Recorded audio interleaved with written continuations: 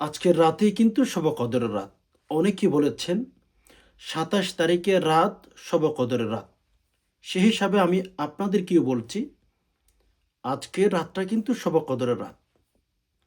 এই রাতেই কিছু তাসবিহ যদি আপনি পাঠ করতে পারেন, পাশাপাশি যদি একটি দোয়া পাঠ করতে পারেন, আল্লাহ পাক রব্বুল আলামিন আপনার উপরে খুশি হয়ে যাবেন।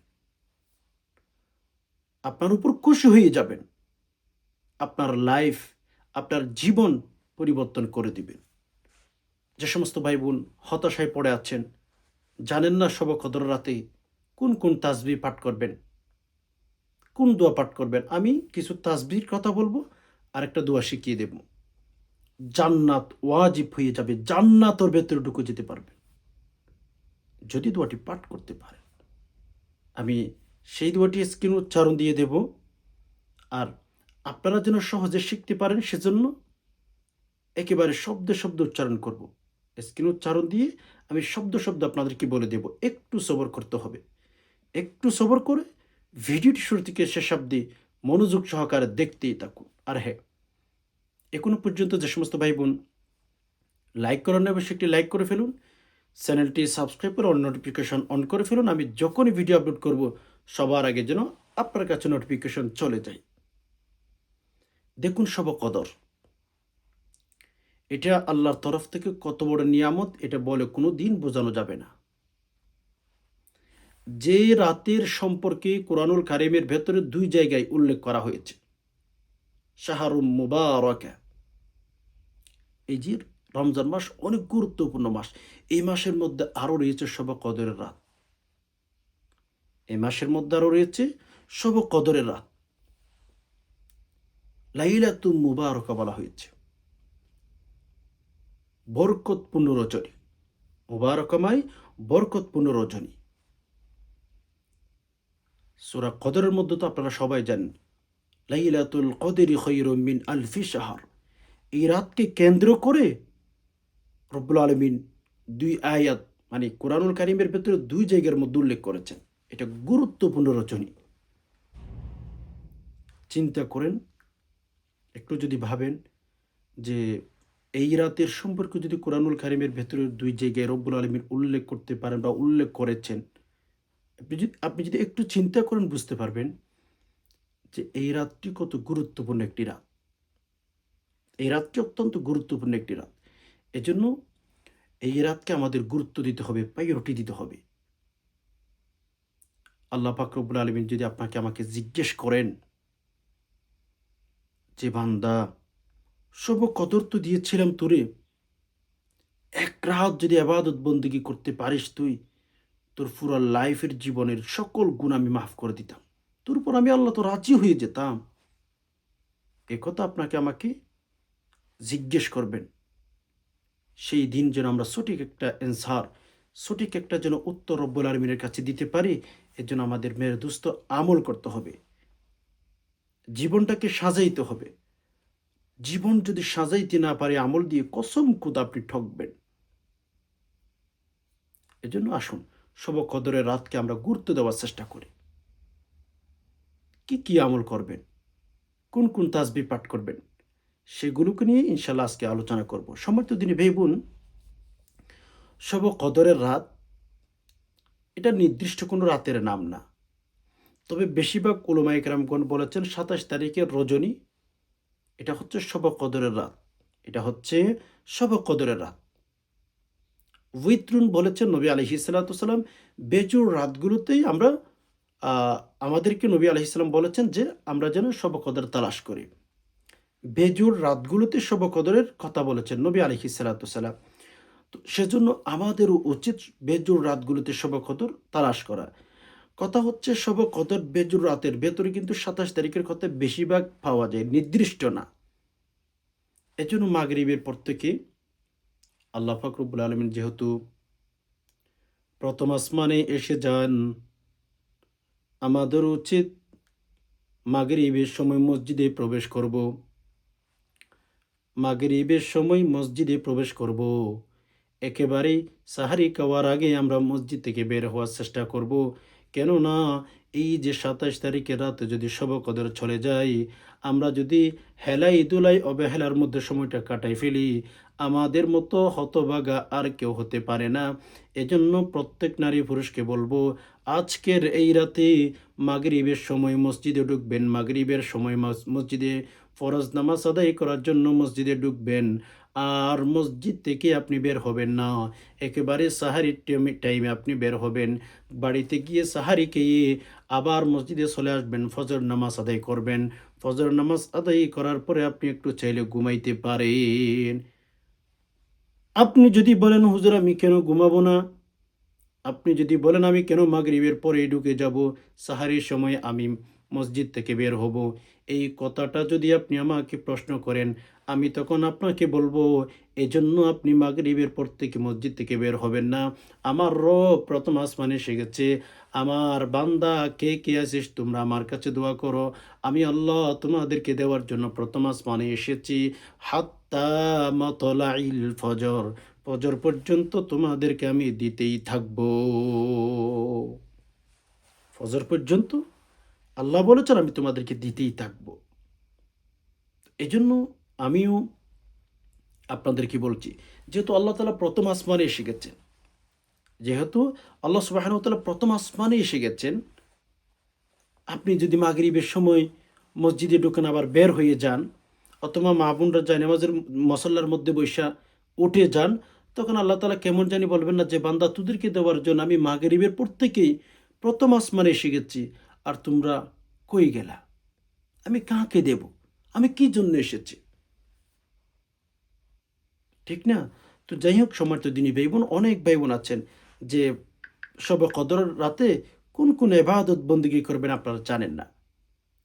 আমি প্রথম নাম্বারে বলবো ৩টা তাসবির কথা, যে তাসবিহগুলো আমরা মুসলমান হিসাবে প্রত্যেকে জানি, যে তাসবিহগুলো আমাদের সাথে পরিচিত, সেরকম কিছু তাসবির কথা আপনাদেরকে বলবো, সেরকম কিছু তাসবির কথা আপনাদেরকে শিখিয়ে দেব। তবে হয়তো আপনারা তাসবিহগুলো জানেন কিন্তু ফজিলত জানেন না। আসুন, ১ নম্বরে বেশি বেশি সুবহানাল্লাহ। ১ নম্বরে বললাম সুবহানাল্লাহ। এই তাসবিহটা বেশি বেশি পাঠ করবেন। বলে কেন? আপনি কি জানেন এই তাসবিহর কত ফজিলত, কত ফজিলত? জিবরাইল আলাইহিস সালাতু ওয়াস সালাম সহ অনেক ফেরেশতাগণ আল্লাহ পাক রব্বুল আলামিনের আরশ আজিম তোলার জন্য, বহন করার জন্য গিয়েছিলেন অনেক ফেরেশতাগণ। কিন্তু আল্লাহ পাক রব্বুল আলামিনের আরশ আজিম ফেরেশতাগণ তুলতে পারতেছিলেন না, ভারী লাগতেছিল। ফেরেশতাদের শক্তি কেমন, অথচ ফেরেশতারাই তুলতে পারতেছে না, বলতেছে আল্লাহ অনেক ভারী লাগতেছে, তুলতে পারতেছি না ইয়া রব, আমরা কি করতে পারি, আমাদেরকে একটু অবশ্যই অবশ্যই কি করতে পারি সেরকম একটা দোয়া আমল তাসবিহ শিখিয়ে দিন। আল্লাহ পাক রব্বুল আলামিন বললেন তোমরা সুবহানাল্লাহ পাঠ করো। সুবহানাল্লাহ যদি তোমরা পাঠ করো, তোমাদের কাছে একেবারে হালকা হয়ে যাবে, তোমরা সহজেই এই আরশটা তোমরা বহন করতে পারবা। জিবরাইল আলাইহিস সালাতু ওয়াস সালাম এই কথাটা নবীজিকে স্পষ্ট বলেছেন যে ইয়া রাসূলুল্লাহ, আমরা আল্লাহ পাকের আরশ বহন করতে গিয়েছিলাম, লেকিন আমরা পারতেছিলাম না। তো আল্লাহ তাআলা আমাদেরকে বললেন যে তোমরা সুবহানাল্লাহ পাঠ করো। তখন ফেরেশতাগণ জিবরাইল আলাইহিস সালাতু ওয়াস সালাম বললেন আমরা সবাই সুবহানাল্লাহ পাঠ করলাম, আল্লাহ পাকের আরশটা আমরা বহন করতে সক্ষম হয়েছি। আল্লাহ পাকের ওই আরশ আজিমটা বহন করতে আমরা সক্ষম হয়েছি। চিন্তা করেন এই তাসবিহটার কত ফজিলত।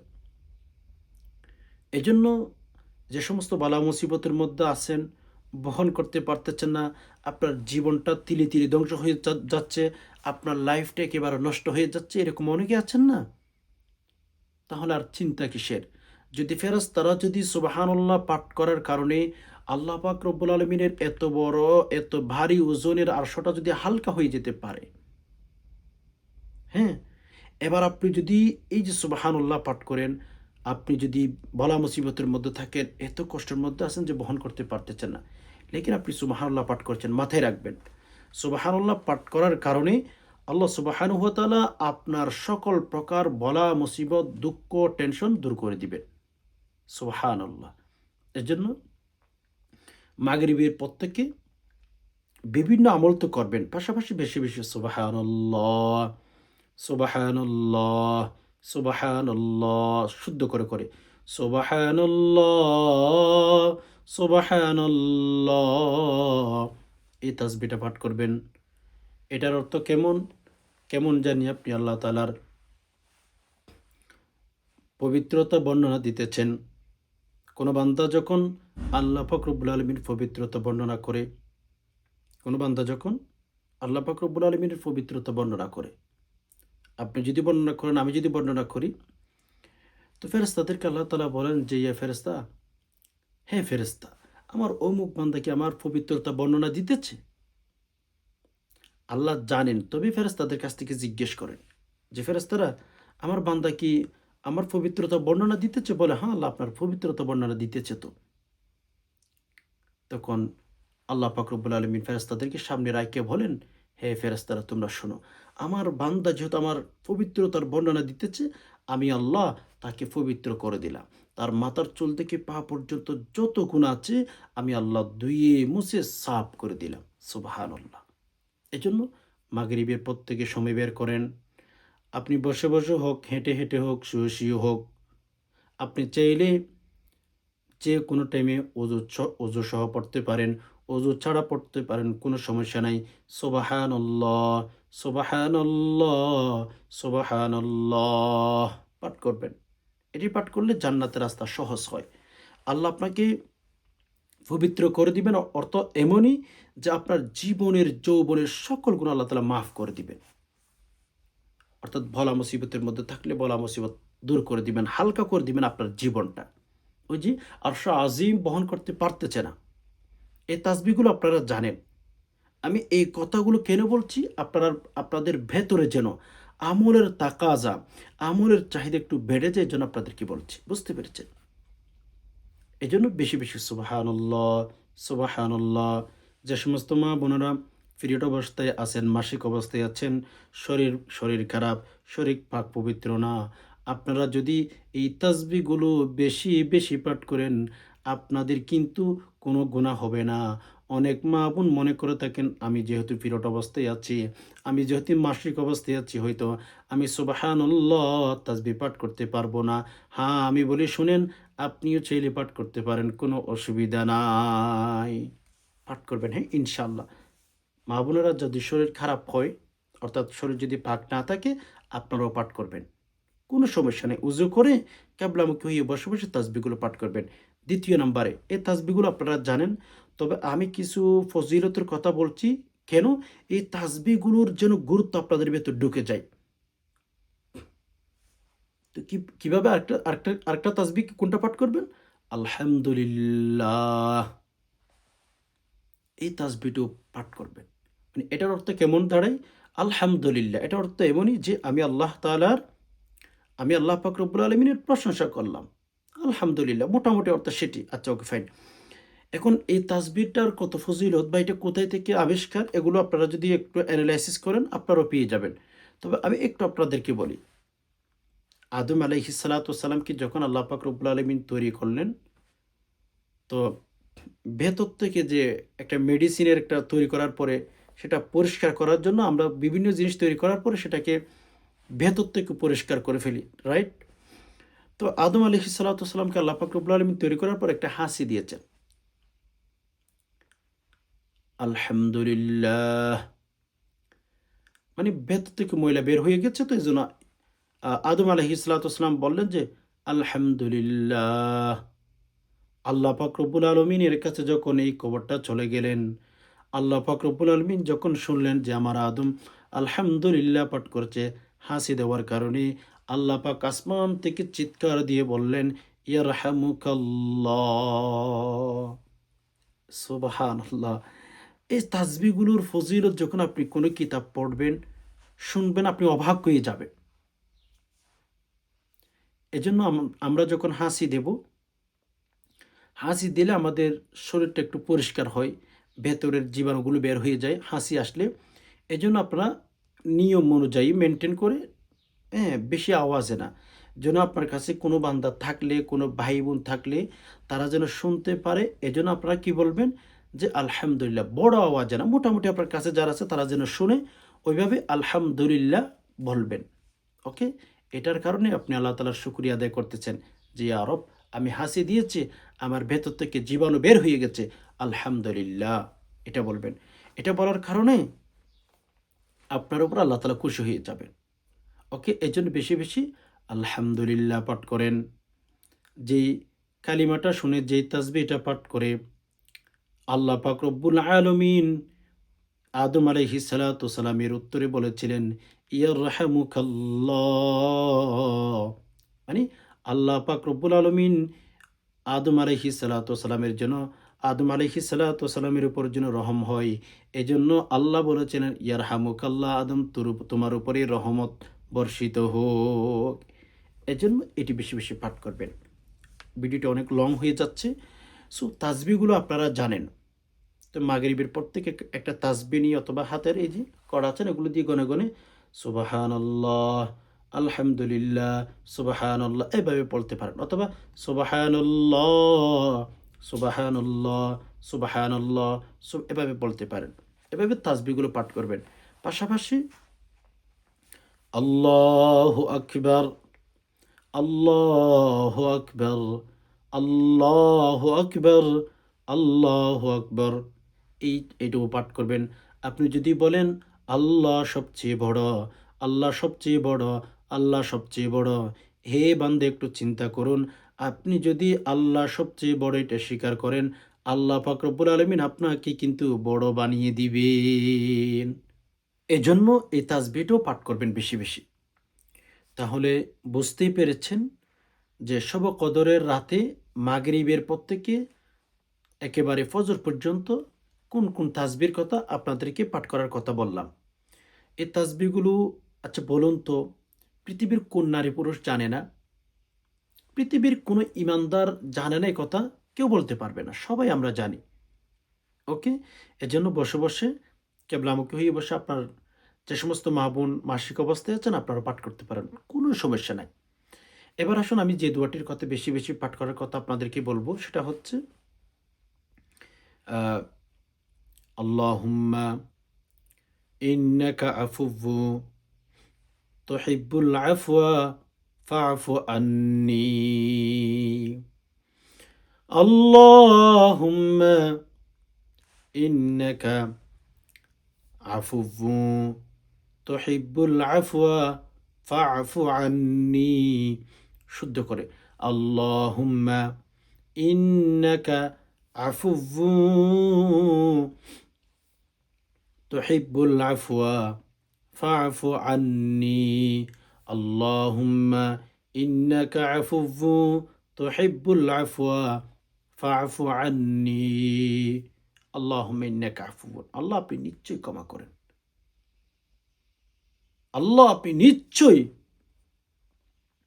আল্লাহুম্মা ইন্নাকা আফুব্বুন, আল্লাহ আপনি নিশ্চয়ই ক্ষমাশীল, তুহিব্বুল আফওয়া আপনি ক্ষমাশীলকে পছন্দ করেন, ফাআফু আন্নি অতএব আপনি আমাকে ক্ষমা করুন।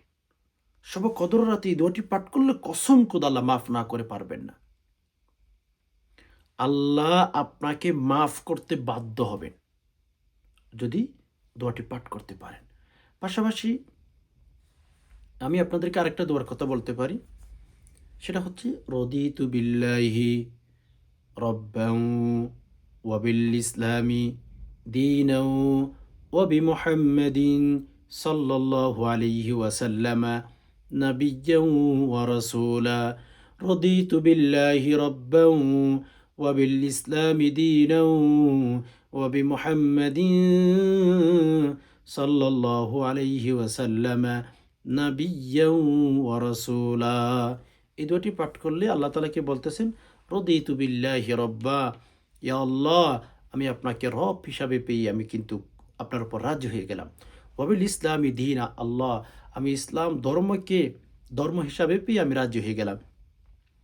ওয়াবি মুহাম্মাদিন সাল্লাল্লাহু আলাইহি ওয়াসাল্লাম নাবিয়্যান ওয়া রাসূলা, আল্লাহ, আমি মোহাম্মদ রসুল্লাহ সাল্লাহ সাল্লামকে নবী হিসাবে পেয়ে আমি কিন্তু রাজি হয়ে গেলাম। এই দোয়াটি যদি পাঠ করতে পারেন, জান্নাত ওয়াজিব হয়ে যাবে। এই জন্য সম্মানিত দিনী ভাই বোন, কিছু তাসবির কথা বললাম, 2টা দোয়ার কথা বললাম। ইনশাআল্লাহ আমরা যদি এই তাসবিহগুলো আর এই দোয়াগুলো সবে কদর রাতে পাঠ করতে পারি, আমার বিশ্বাস রব্বুল আলামিন আমাদের জীবনের যৌবনের সকল গুনাহগুলো ধুয়ে মুছে সাফ করে দিবেন। আমরা মরব তো কিয়ামতের ময়দানে ইনশাআল্লাহ জান্নাতের ভেতর যেতে পারবো।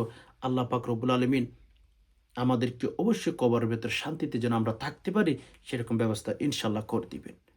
আশা করি বিষয়টি বুঝতে পেরেছেন। আল্লাহ পাক রব্বুল আলামিনের কাছে দোয়া করি, আল্লাহ যে সমস্ত ভাই বোন কথাগুলো শুনছেন, ইসলামের কথাগুলো, ধর্মের কথাগুলো, আল্লাহ সবাইকে আল্লাহ আপনি মাফ করে দিন। ইয়া আল্লাহ সবাইকে আপনি হেদায়েতের উপর রাখুন। ইয়া আল্লাহ কবরের ভেতর আমাদের জন্য শান্তির ব্যবস্থা করে দিয়েন।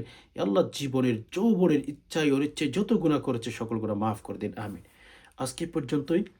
দেখা হবে অন্য কোনো ইসলামিক ভিডিওতে। ততক্ষণ পর্যন্ত আল্লাহ সুবহানাহু ওয়া তাআলা আমাদের সবাইকে ভালো রাখুক, সুস্থ রাখুক। মা আসসালামা।